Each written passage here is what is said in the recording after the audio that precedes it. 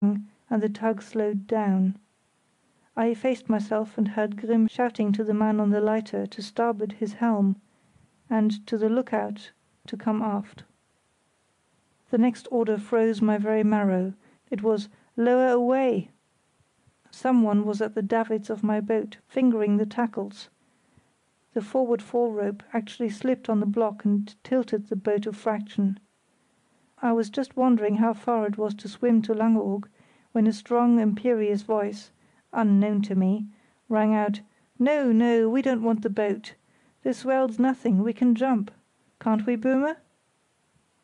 The speaker ended with a jovial laugh. Mercy, thought I, are they going to swim to Langeoog? But I also gasped for relief. The tug rolled lifelessly in the swell for a little, and footsteps retreated aft. There were cries of "Achtung!" and some laughter, one big bump and a good deal of grinding, and on we moved again, taking the strain of the tow rope gingerly, and then full speed ahead. The passengers, it seemed, preferred the lighter to the tug for cruising in.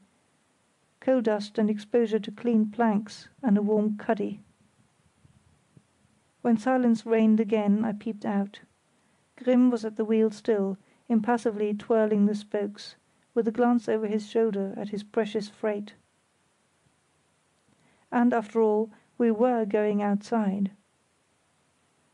Close on the port hand lay a black, foam-girt shape, the east of Spit Baltrum. It fused with the night while we swung slowly round to windward over the troubled bar. Now we were in the spacious deeps of the North Sea, and feeling it too, in increase of swell and volleys of spray. At this point evolutions began.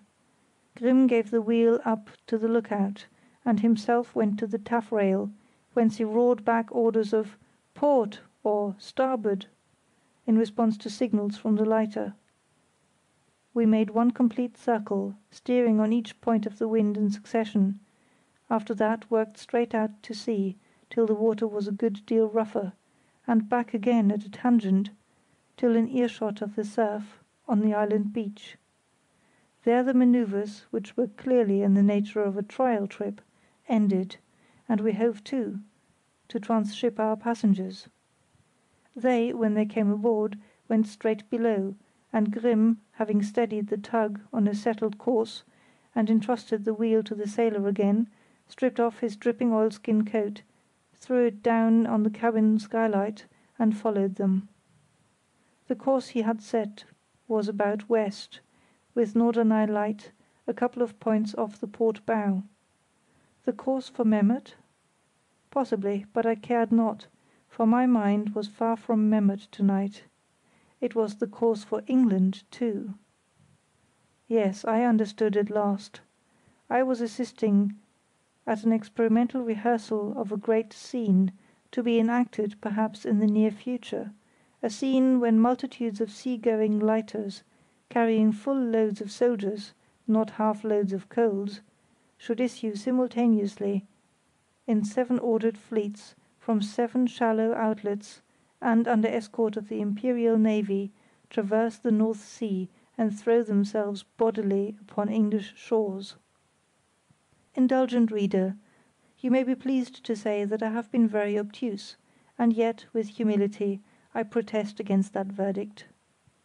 Remember that, recent as arc the events I am describing, it is only since they happened that the possibility of invasion of England by Germany has become a topic of public discussion.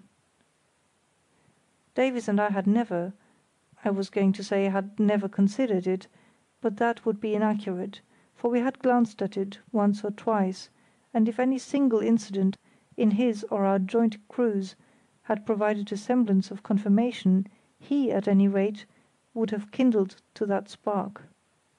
But you will see how perversely, from first to last, circumstances drove us deeper and deeper into the wrong groove, till the idea became inveterate that the secret we were seeking was one of defence and not of offence. Hence a complete mental somersault was required, and, as an amateur, I found it difficult, the more so that the method of invasion, as I darkly comprehended it now, was of such a strange and unprecedented character, for orthodox invasions start from big ports and involve a fleet of ocean transports, while none of our clues pointed that way. To neglect obvious methods, to draw on the obscure resources of an obscure strip of coast, to improve and exploit a quantity of insignificant streams and tidal outlets, and thence, screened by the islands, to dispatch an armada of light draught barges capable of flinging themselves on a correspondingly obscure and therefore unexpected portion of the enemy's coast, that was a conception so daring, ay, and so quixotic in some of its aspects, that even now I was half incredulous. Yet it must be the true one. Bit by bit the fragments of the puzzle fell into order till a coherent whole was adumbrated. The reader will find the whole matter dealt with in the epilogue. The tug surged on into the night. A squall of rain leapt upon us and swept hissing astern. Baltrum vanished, and the strands of Norderney beamed under transient moonlight. Drunk with triumph, I cuddled in my rocking cradle and ransacked every unvisited chamber in the memory, tossing out their dusty contents to make a joyous bonfire of some, and to see the residue take life and meaning in the light of the great revelation. My reverie was of things, not persons, of vast national issues, rather than of the poignant human interests so closely linked with them. But on a sudden I was recalled, with a shock, to myself, Davies, and the present. We were changing our course, as I knew by variations in the whirl of draughts which whistled about me. I heard Grimm afoot again, and, choosing my moment, surveyed the scene. Broad on the port beam were the garish lights of Norderney town and promenade, and the tug, I perceived, was drawing in to enter the See Gat. Round she came, hustling through the broken water of the bar till her nose was south and the wind was on the starboard bow. Not a mile from me were the villa and the yacht, and the three persons of the drama, three, that is, if Davies was safe. Were we to land at Norderney harbour? Heavens, what a magnificent climax! If only I could rise to it. My work here was done. At a stroke to rejoin Davies, and be free to consummate our designs. A desperate idea of cutting the davit tackles, I blushed to think of the stupidity, was rejected as soon as it was born, and instead I endeavoured to imagine our approach to the pier. My boat hung on the starboard side; that would be the side away from the quay, and the tide would be low. I could swarm down the davits during the stir of arrival, drop into the sea, and swim the few yards across the drenched-out channel, wade through the mud to within a short distance of the Dulcibella, and swim the rest. I rubbed the salt out of my eyes and wriggled my cramped legs. Hallo! Why was Grimm leaving the helm again? Back he went to the cabin, leaving the sailor at the helm. We ought to be turning to port now, but no, on we went, south, for the mainland. Though one plan was frustrated, the longing to get to Davies, once implanted, waxed apace. Our destination was at last beyond dispute. The channel we were in was the same that we had cut across on our blind voyage to Memmert, and the same my ferry steamer had followed 2 days ago. It was a cul-de-sac leading to one place only, the landing stage at Norddeich. The only place on the whole coast, now I came to think of it, where the tug could land at this tide. There the quay would be on the starboard side, and I saw myself tied to an eyrie while the passengers landed and the tug and lighter turned back for Memmert.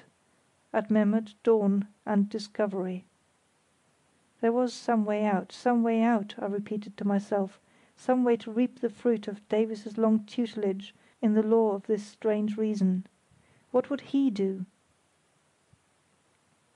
For answer there came the familiar frou-frou of gentle surf on drying sands. The swell was dying away, the channels